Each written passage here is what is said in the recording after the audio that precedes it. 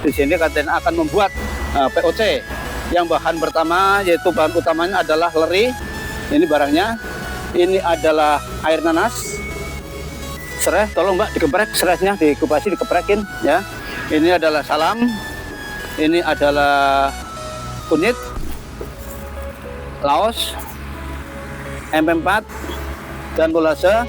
Untuk menambah N lebih tinggi seharusnya ada satu bahan lagi, yaitu daun kelor dan daun pepaya. Ini utamanya. Karena apa? Ini betul-betul sumber N tertinggi di pohon-pohonan. Ini caranya. Yang pertama adalah ini Lang, tolong Lang. Ini taruh di sini di kompor. Pertama masukkan leri. Leri masukkan. Lerinya dimasukkan langsung. Nggak usah banyak-banyak dulu. Kocok dulu Mas. Dikocok. Cepetan Mbak, keprek aja. Nah, habis itu ini baru air nanasnya juga kira-kira aja. Air nanas juga masukkan.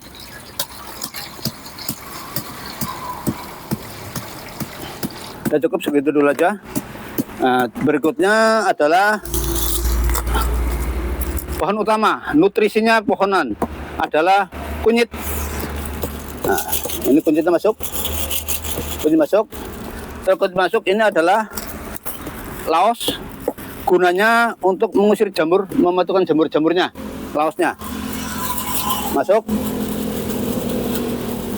Habis itu salam dimasukkan. Masuk salam. Habis salam mulas MP4. Coba saya takaran nggak Mas? Setengah gelas sebenarnya. Itu aja bekas susu nggak apa-apa. Jangan itu aja, itu gayung aja ya. Kira-kira setengah gelas. 250 cc untuk takaran pembuatan 5 liter. Ya, molase masuk. Habis itu tetes tebu dimasukkan. Itu MP4 tadi, ini tetes tebunya sama jumlahnya kira-kira 250 cc. Masukkan. Dikuplak-kuplak biar halus. Tolong tambahkan itu Mas, lerinya Mas, bisa kekentelan. Ini saringan nyangel, susah. Langsung masukkan. Serai dimasukkan. Masuk juga, lerinya tambahkan semuanya nggak apa-apa, biarin aja. Nanti bawa pulang lagi buat nyemprot lagi. Terakhir adalah sebenarnya ini harus di blender dulu Mas. Ini blender dulu beserta daun kelor. Ini sumber N tertinggi pohon-pohonan. Daun-daun tertinggi N-nya adalah daun kelor dan daun pepaya. Ini contohnya tanaman padi belakang kita sama sekali menggunakan urea. Deh, ini masukkan saja.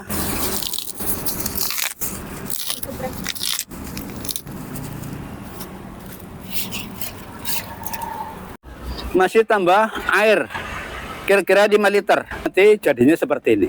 Bisa diambil gambarnya. Ini air jadinya seperti ini nanti. Ini masih tambah air 5 liter lagi. Udah cukup. Nah, karena ini bahannya sama, campurkan nggak apa-apa. Udah cukup Mas Gilang. Ini nanti setelah disaring persis nggak seperti itu warnanya. Ini nanti semprotkan. Jangka waktu penyemprotan umur tanaman 10 hari Mas. Umur 10 hari disemprotkan yang pertama. Jadi setiap hari berikutnya 10 hari sampai 7 kali. Kalau saya sampai 13 kali semprotan. Tapi kalau saya umpamanya capek atau udah jangan cukup sampai 7 kali saja. Sampai 70 hari semprotan. Nah ini nanti ada ini ditutup. Nanti kira-kira udah mendidih, langsung bisa diaplikasikan. Ya nunggulah 2 hari bisa diaplikasikan.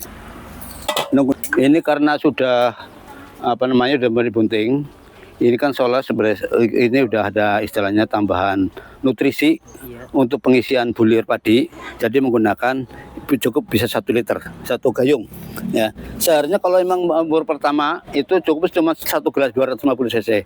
Tapi karena ini udah nutrisi bisa karena untuk nutrisi tanaman itu udah melencut, jadi bisa untuk 1 galung. Yuk. Selamat datang di panggung penyuluhan siniar penyuluh Kebumen. Di sini saya memperkenalkan diri dulu. Saya dari mahasiswa Universitas Ma'arif Nahdlatul Ulama Kebumen. Lagi ada di Grenggeng, tepatnya di Kecamatan Karanganyar Kebumen. Gitu. Bersama siapa, Bapak? Saya Pak Dargiri dari Ketua KTNA Kecamatan Karanganyar. Karanganyar. Oke. Jadi aku mau tanya-tanya nih Pak, sebenarnya Ya, silakan. Saya heran kenapa tanaman padi di belakang kita ini punya Bapak itu subur-subur, padahal tidak menggunakan pupuk kimia Iya. gitu. Nah, gini, kalau tidak menggunakan pupuk ini, ya emang saya akui. Saya menerapkan POC ini di tahun 2015 kalau nggak salah. 2015 kita sudah mengadakan SLPHT.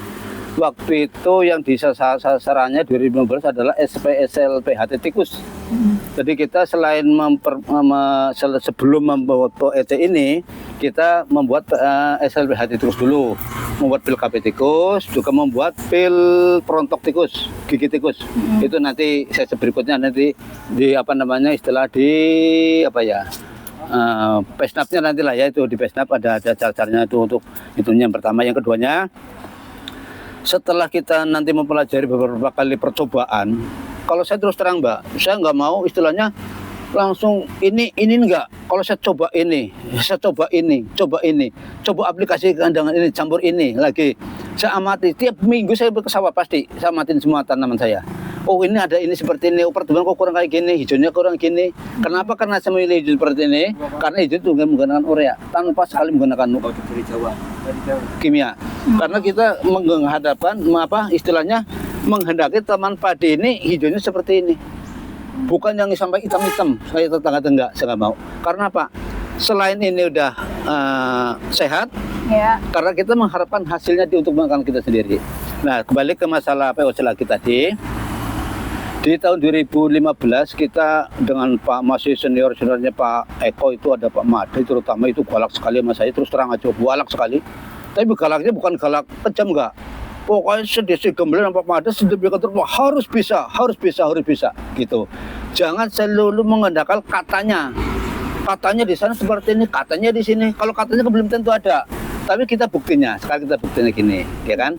Nah, karena apa? Karena kita tidak menggunakan, tadi dibilang, karena tidak menggunakan pupuk kimia. Nah, karena apa? Satu, badan kita pengen sehat, keluarga sehat, lingkungan juga pengen sehat. Yang pertama, otomatis, ya kan? Yang keduanya, kita ada bahannya bisa buat, kenapa kita nggak buat sendiri? Nah, itu aplikasikan. Lah tujuan utama adalah pertama adalah menstabilkan struktur tanahnya, mengurangi pH-nya, meningkatkan pH-nya, otomatis itu yang pertama. Karena kita selalu menggunakan POC. Ya. Nah, yang masalah hasil, emang betul apa yang disebutkan tadi, hasilnya bagaimana? Kalau hasil yang pertama kecewa, hampir setiap hari setelah domelan istri. Karena biasanya kita dalam 1 MT bisa dapat 12 kuintal. Begitu pertama kali menggunakan POC pertama kali tahun 2015 dapat 4 kintal. Berarti itu berapa kali? 3 kali. Selisihnya 3 kali, 75% turunnya. Karena saya berkomitmen, saya harus menggunakan POC, saya harus bisa membuat keyakinan, harus buat sarungan tambahin, alhamdulillah sampai sini terlaksana dengan baik. Itu sejarahnya seperti itu. Bagaimana? Itu waktunya kurang lebih berapa lama Pak untuk mempraktekkan mencobanya? Saya tahun pertama dibilang tadi, tahun pertama saya dapat cuma 4 kintal dari 100 ubin. Hari kedua masih ada 5, tahun ketiga ada 7, sampai hari ini alhamdulillah semua sudah seperti pada umumnya. Ya, untuk hari ini berarti udah di pencapaian paling maksimal? Maksimal kalau sebelum puas. Karena orang itu nggak ada puasnya. Karena apa? Semua orang termusung ilmu itu harus nggak ada puasnya, harus belajar bagaimana caranya. Itu. Terus jangan dek, jangan puas dengan cuma kayak gitu. Tapi kita gimana caranya menggali ilmu-ilmu panjenengan biar bisa meningkatkan istilahnya kemampuan penjelasan bagaimana nantinya gitu, biar bisa mencapai titik maksimal. Di maksimal pun kalau bisa kita kejar lagi terus. Jadi jangan sekali-kali sebagai mahasiswa pun belajar, saya sebagai petani, jangan menggunakan rasa puas, pantangan sekali, ya. Pantangan sekali bukan rasa puas, karena kita harus selalu berinovasi, mengikuti perkembangan zamannya.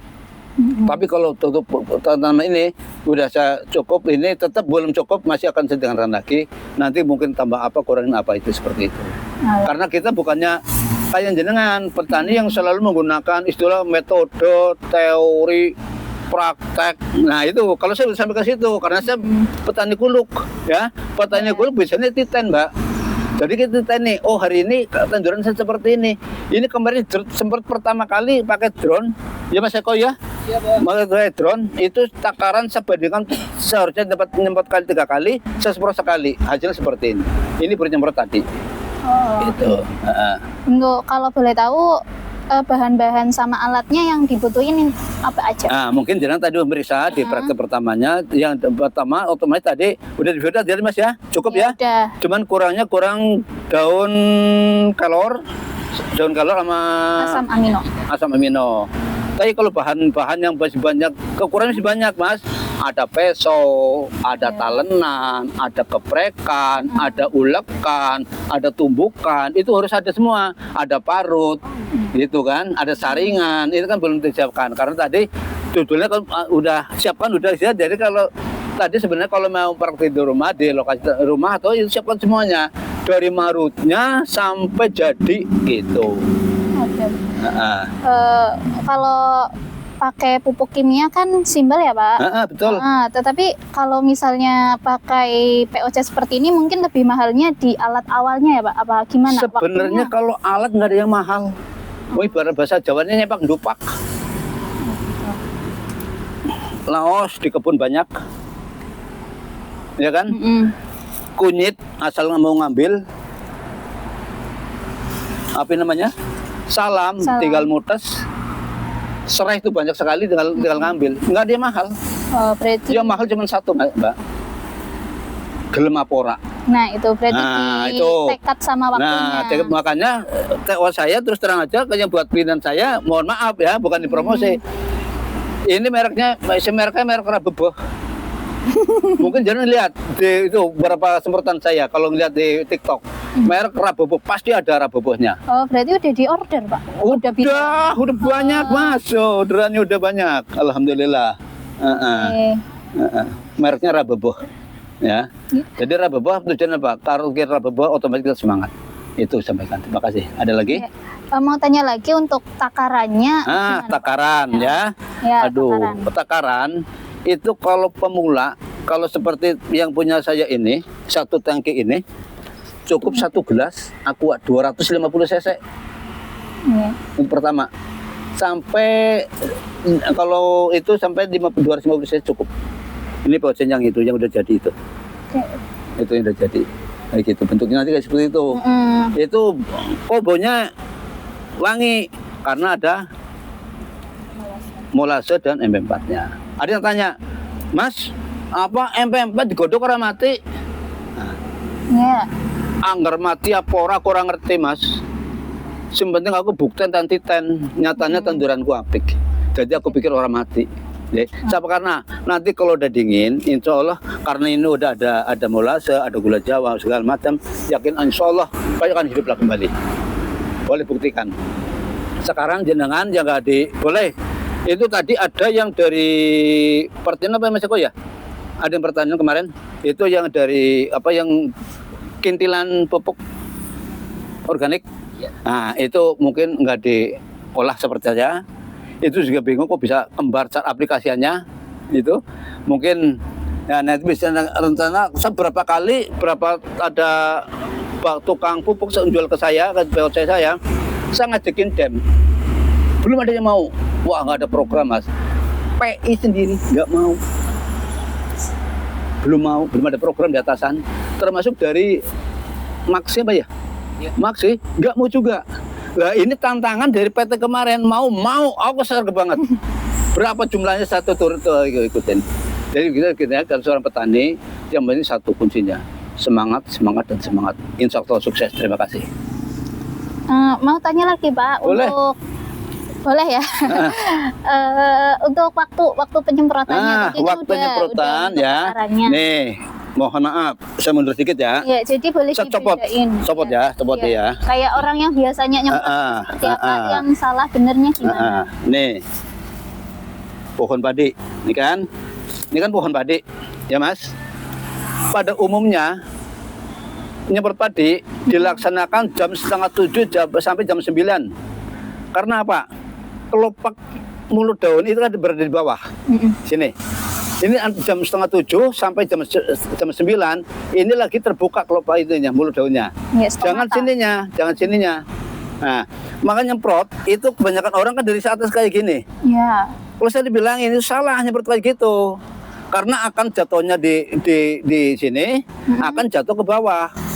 Ini kalau nyemprot itu dari bawah ke sini. Jadi kalau nyemprot termasuk Mas itu saya tanya ajarin, nyemprot itu jangan kayak gini Mas, dari bawah. Gini. Nah, jalan gini. Oh ya. Gini. Di sela-selanya ya yang. Enggak, bukan di bawahnya ini. Dari bawah kayak gini jaraknya. Jadi kalau dari atas ini langsung jatuh ke bawah. Bubuknya ya. Tapi kalau dari bawah nanti ini langsung masuk ke mulut daun. Ada bedanya tanaman. Tapi kalau dari atas ya ada bedanya juga, tapi nggak kurang maksimal. Penyemprotan dari jam 7:30 sampai jam 9. Kalau sore jam 3:30 sampai jam 5:30 atau jam 5. Oke. Luasan sawah yang digarap Bapak itu sekitar berapa hektar? Sampai hari ini saya garap sekitar 900 ubin. Oh, keren. 900 ubin, saya nyemprotan itu 10 hari sekali. Kalau kondisi awal-awal bisa minggu sekali. Tapi kalau udah itu kita gunakan 10 hari sekali gitu. Kalau ditanyakan masalah pemasaran, emang kita jarang sekali menjual gabah, Mas. Saya jualnya adalah beras. Nah, karena apa? Saya jual ke beras di pasaran itu 14.000, 13.000. Saya jual ke konsumen istilahnya sudah menggunakan penyuka padi organik bisa 22.000 atau 20.000. Apalagi kalau macam mentik wangi, mentik susu, raja lele itu bisa jual 25.000 per kilonya. Itu keuntungannya petani di situ. Biarpun kita hasilnya lebih kecil dari segi tonasenya, tapi kita menang di harganya. Itu lebih menguntungkan padi sehatnya. Gitu. Berarti lebih kalau dibanding sama Raja Lele kan termasuk beras yang tinggi ya. Kalau dibanding Raja Lele itu lebih yang mana? Oh ya, otomatis saya Raja Lele nanam. Mentik susu nanam, ya kan? Terus ini MD. Ada itu di sebelah ini Impari 49. Jadi beberapa tanaman saya tanamin semua, Mbak. Tanaman banyak. Jadi bukan satu bidang, enggak, banyak. Karena saya minta ini Pak, ada barangnya. Minta ini Pak, ada barang. Termasuk kemarin sore saya ngirim ke daerah itu ya Pak. Kebumen, Ngalor, ke terminal Ngalor apa namanya itu? Tawan Minangun. Kemarin namatin, bukan saya ngirim tapi orang datang ke sini. Oh, berarti permintaan pasarnya. Permintaan. Saya banyak kalau ini sama kayak mentik susu, Raja Lele, kehabisan barang saya itu. Itu. Demikian tadi bincang-bincang kami bersama Pak Dardiri. Semoga bermanfaat untuk sahabat tani semuanya. Penyuluh pertanian Kebumen aktif, kreatif, inovatif.